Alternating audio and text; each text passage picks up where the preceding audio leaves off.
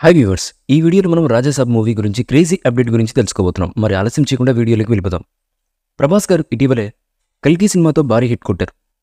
1100 కోట్లకు పైగా భారీ వసూళ్లను గ్రాస్ కలెక్షన్ సాధించే రికార్డులు సృష్టించారు ప్రభాస్ గారు. కల్కి విజయంపై ప్రభాస్ గారి అభిమానులు ఫుల్ జోష్లో ఉన్నారు. ఇక కల్కి తర్వాత ప్రభాస్ గారు రాజాసాబ్ సినిమాతో రాబోతున్న సంగతి మనందరికీ తెలిసిందే.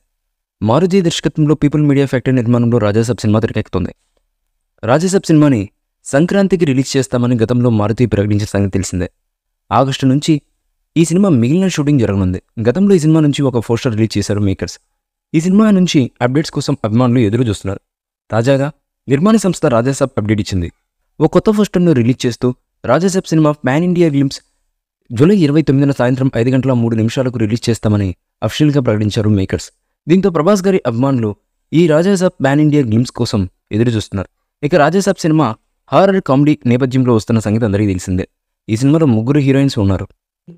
ఈ మూవీపై మీ అభిప్రాయాన్ని కామెంట్ బాక్స్లో తెలియజేయండి. ఈ వీడియో మీకు నచ్చితే లైక్ చేయండి, షేర్ చేయండి, కామెంట్ చేయండి.